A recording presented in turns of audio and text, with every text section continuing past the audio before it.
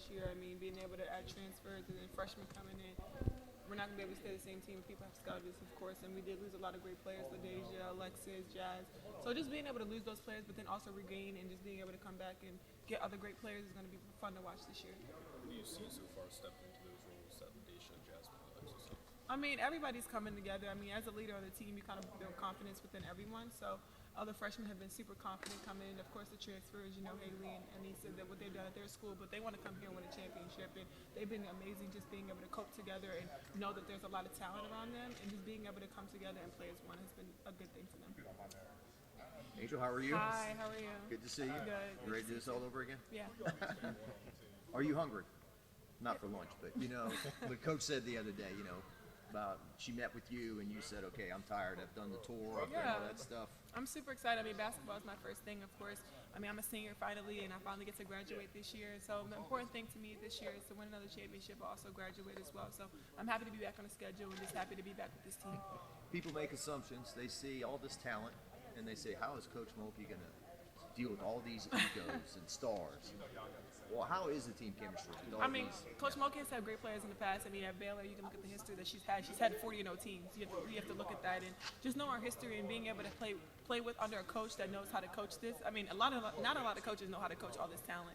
And I think we all listen to her and we understand what she says and understand that what she says is respected and knowing that she is a legendary coach and not just a coach but a player as well. So I think that also kind of helps too. What does Haley bring to the team? Haley brings a little feistiness into her. I mean, she's a left-hand guard. I mean, she was in my class, so I kind of know her game a little bit. And being able to watch her at Louisville, she's always been a great player. I mean, she gets downhill, she can get the mid-range jump shot, but she also makes a lot of players better around her, which I love about her. Are the practices what they were last year?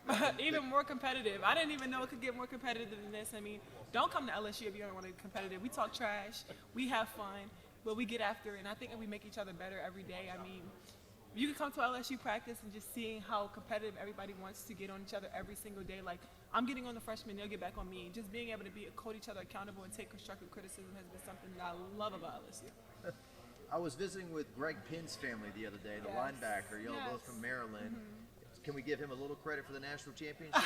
he showed you around and. Greg is always they're like family to me. I mean, we go to the same Thanksgiving dinners. When I was able to get Thanksgiving dinner, we always ate together the same Thanksgiving dinner, and they're family to me. So Greg has always been amazing to me, and I love his family. Coach mentioned using the WNBA mock draft thing as kind of fuel for you. How do you balance taking some of that to help be a little bit of a spark, but not letting all the noise get too much? I mean, of course, I'm a senior, so I have to treat this year as my last year, regardless of whatever decision I do make. I mean, it is motivation. I love motivation, and just being able to have something, a chip on your shoulder, kind of just knowing what others think, but not really thinking about that, but also knowing what you bring to the game. I work really hard on my game, and just being able to know that I'm going to be able to see a lot of those things that I worked hard on this summer is going to reflect on it. How much stuff did you do from like April to 2nd? How much? I don't know. I did a lot. This summer. I mean, even my mom would ask. I think my SV just came in yesterday or 2 days ago, and I don't really still understand what that means. Like, just being able to have so many accomplishments this year and just moving on with it. I mean, Coach lives by something that you can't be better tomorrow if you're thinking about yesterday. And that's how I thought all summer, just moving on and doing whatever I was being told. My agent was telling me where to go and do the things. So it was fun. It was a happy little roll from April to July. How did you prioritize your sleep and schedule? Oh my God, I didn't get much sleep. Just being able to prioritize that. I mean, it was hard because NIL is just what it is now, and just being able to have a coach like Kim Mulkey, she understands that, and not a lot of coaches I don't think really understand, like, we are people outside of this basketball court, and I think she helped balance that a lot. So I did have a tough schedule. I mean, I also went to USA Basketball, so I was still hooping this summer, and I was working out this summer, which, I mean, when I'm in the summertime, I'm being cute and stuff on Instagram. I'm not posting a lot of stuff I'm in the gym because I am in the gym, but I don't get to do a lot of that during the season. So just being able to be both things and just being able to know I'm a person outside of the basketball court. Are you guys ready to maybe be the villain when you're out of the PMAC You know. Nah, we want to be the underdogs still. We still want to be the underdogs. We're going to still take that on, and just being able to know that people are going to hunt us, but we're also we're fresh.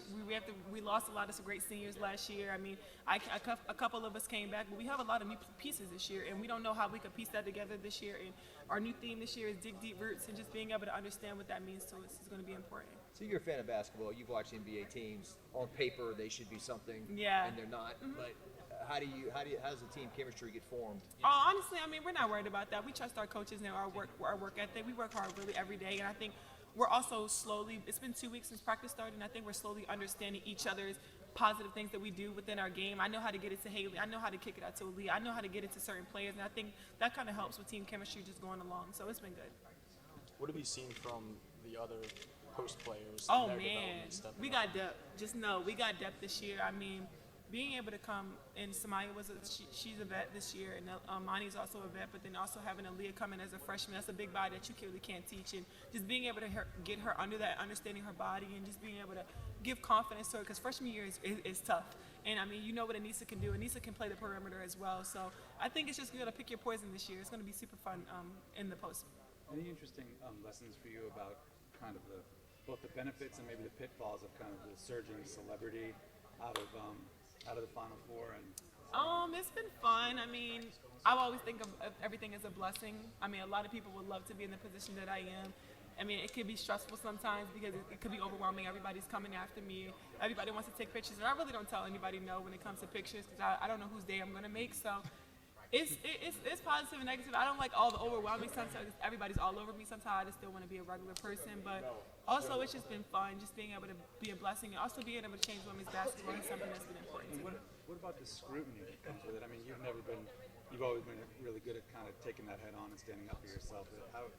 Yeah, I don't let that bother me. I'm unapologetically me. Like I just am who I am, and I think I built that brand. I think a lot of people respect me because I speak on things that a lot of people are not comfortable speaking about. So I just love that about myself and how confident I am within myself. But also, my coaches and my teammates put that confidence in me, and then also my family back home. So I've always kind of been like this, and I have a really strong backbone behind me.